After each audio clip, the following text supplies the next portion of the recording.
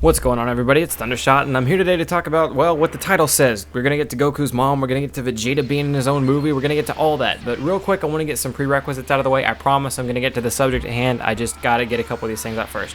First of all, in case you missed it, I posted a Dragon Ball Z fight earlier today. Yeah, went back to old school, commentating the Dragon Ball Z fights. It's Android 17 versus Android 18.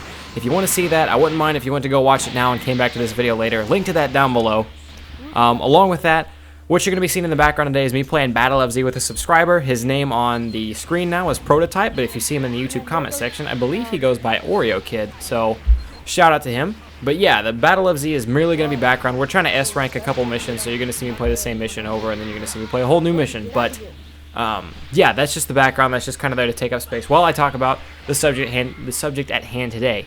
So Akira Toriyama did an interview with a magazine that goes by the name of, let me see if I pronounce this right.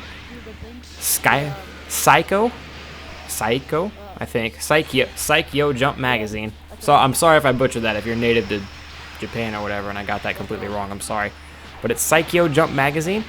Conducted the interview. It was translated by Kanzenshu. I'm so bad with these names. I'm pretty sure I got that one right. And the interview itself was conducted by a gentleman by the name of Ushi-san. But a lot of information came out, a lot of new information for Dragon Ball Z. The whole Dragon Ball Z universe came out in this interview. So first of all, the guy who does the interview, he has, to be blunt, he has a raging boner for Bartok. He's really into Bartok, so he asks a lot of Bartok questions, and we don't get a lot of information from some of them. So what I'm going to be doing is I'm going to be reading this interview to you guys, kind of paraphrasing the answers and the questions, giving a little bit of my input on them, if that's required, mind you, if I feel like I have any input to give. And I'm going to summarize the whole interview. Now, if you want to see the interview in full, once this video is over, I'm going to have the link to it down below so you can read more. But I'm going to be cutting out what I think is a lot of unneeded stuff. But anyways, let's get started. We're going to go through the first questions, all through the rest, but believe me, the title of the video will be, we're going to get to that. But anyways, so first of all, this guy's introduced in how the character Bartok was born. He was born in the anime. Akira Toriyama went with that. I mean, I'm summarizing, but that's basically all that happened. He says, the Saiyans are warlike. What sort of personality does Bartok have? Bartok is a plain Saiyan, basically, is what Akira Toriyama is saying. He's basically the exact same. He's got that warlike mentality, just like all other Saiyans. The thing about Bartok, though, is he regularly would save his companions, and that's really rare for a Saiyan. Usually, if a Saiyan's companion's about to go down, whatever, let him burn. He's not strong enough, he gets to die. Bartok would actually go out and save his fellow Saiyans, which kind of made him a little bit different. And that's why he had that big group of Saiyans helping him fight Freeza right before the planet Vegeta was destroyed. Here we go. Now we get into the real good part of this interview. What sort of person was Bartok's wife? In other words, Goku's mother. This is an exact quote. As for her appearance and such, you'll find out if you read the bonus comic in the collected Reese of Jocko the Galactic Patrolman. Her name was Jean, and a long time ago she fought on a 4-person team together with Bartok. Now that was his whole quote from that question. This interview came out on February 2nd, so I am a little bit late. I decided I would do some Dragon Ball Z news for you guys since the Battle of Z news is kind of over now because Battle of Z is out.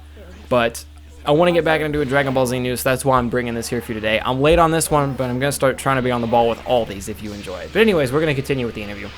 After that, the interviewer freaks out. He's like, what? She's in the bonus comic? Please tell us more about Jean in detail. And he said Jean had a gentle personality and wasn't cut out to be a warrior. She was repeatedly saved from danger by Bartok. At that time, a special emotion between them was born. Normally, Saiyans don't have much of a notion of romance or marriage, and apart from the royal family of Vegeta, they aren't particular about blood relationships. Being in amongst all that, I suppose you could say that the pair of Bartok and Jean were those rare Saiyans who were joined by a bond other than for reproductive purposes. Incidentally, Jean, who was not cut out to be a warrior, would go on to work at the meat distribution center on planet Vegeta. So basically, Saiyans, they get together, they reproduce, they might wife up or whatever, but they don't really give a shit about each other, is what I'm getting from this. Even, they said they're not big on bloodlines outside of the elite forces. So, the royal family of Vegeta, I mean, Vegeta's always talking about how he's got elite blood in his veins, and he's, the prince of all Saiyans, but outside of that, the low-class warriors, like what Bartok and Jean were, they don't really care. Usually when they have a kid, they're like, oh, that's a kid. If it dies, that kind of sucks, but oh well. I mean, obviously they kind of care about their kids, but they're not super big on bloodlines outside of that. But Bartok and Bartok and Gene form this special relationship, which kind of worked for them. So that's probably why Gene is probably most of the reason why Goku is so unique. But I think it's kind of cool to get background on the parents. He goes on to ask questions about Bartok's family structure, but we don't really know a lot about Bartok himself, and we know the whole family: Raditz, Goku, Gene, and Bartok. We're all that came from it. It's kind of weird how Raditz was such a douchebag with, I don't know. And then Goku was like this god, and they were brothers. But anyways, again, I summarized that question. Moving on to the next one.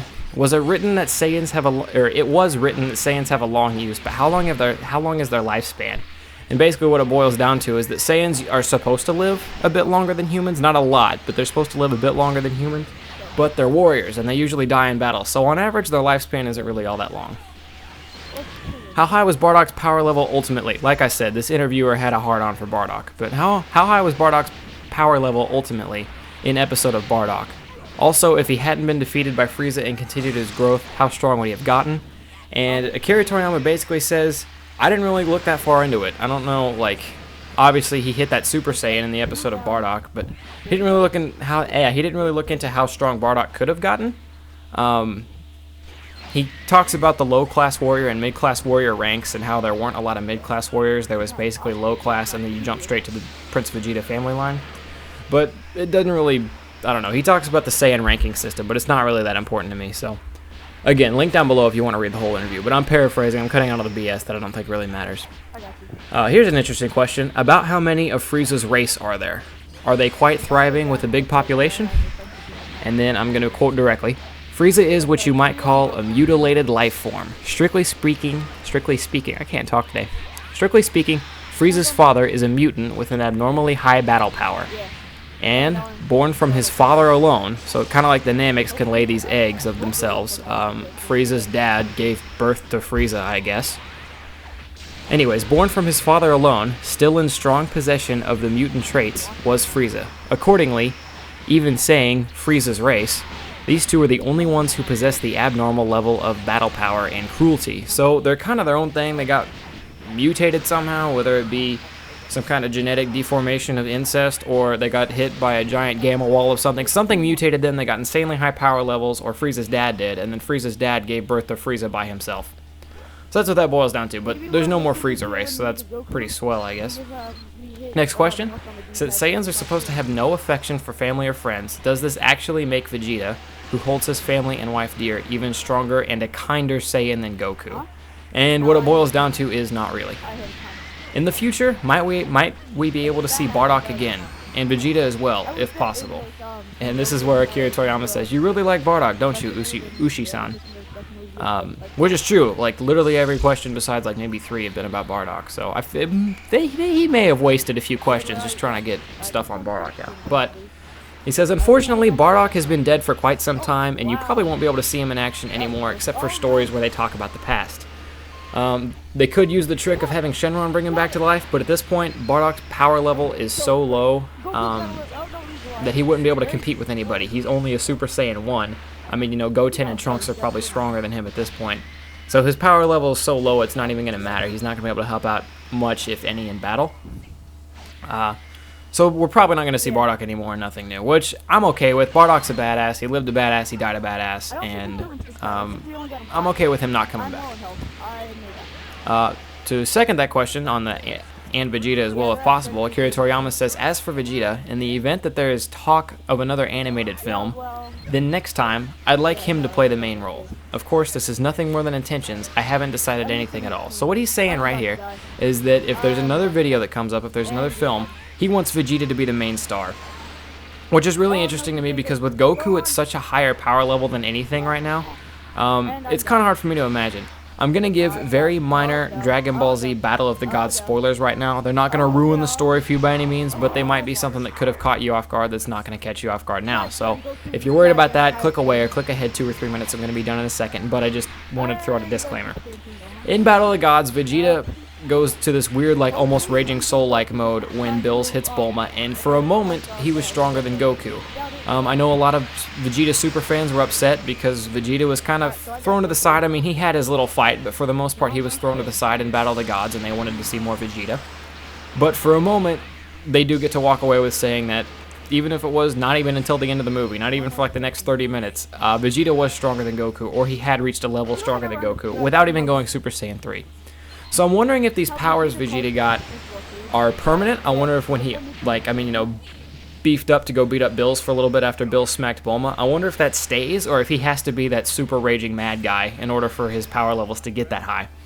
That's just me thinking. I'm not sure. I feel like it would be easier for Vegeta to be the superhero if that was the case.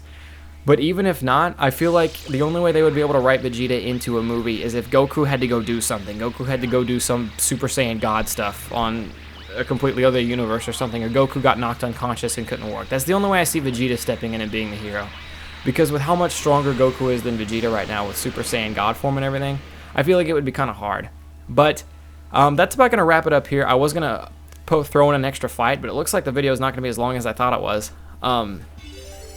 If you like me doing the Battle of the Gods news or any new Dragon Ball Z news or anything like that, let me know in the comments down below. I have a fan theory that I want to talk about with you guys. If you guys are willing to hear me, or if you guys would be willing to watch the video, let me know in the comments. But I want to talk more about Battle of the Gods and some of the stuff that happened in it and some of the possibilities that could come from that. I want to kind of do my own thing. It would be Battle of Z stuff in the background, basically, but it would be me talking about some of the stuff with Battle of the Gods and Vegeta potentially going Super Saiyan God and how all that can work out. So let me know what you think of that down below. Let me know what you thought of the interview and everything like that. Any thoughts on Vegeta being the hero, Goku's mom, anything like that, let me know. I will see you guys next time. You're probably watching a black screen by now. I'm sorry about that, but I'm Thundershot, and I'm out. Peace, guys.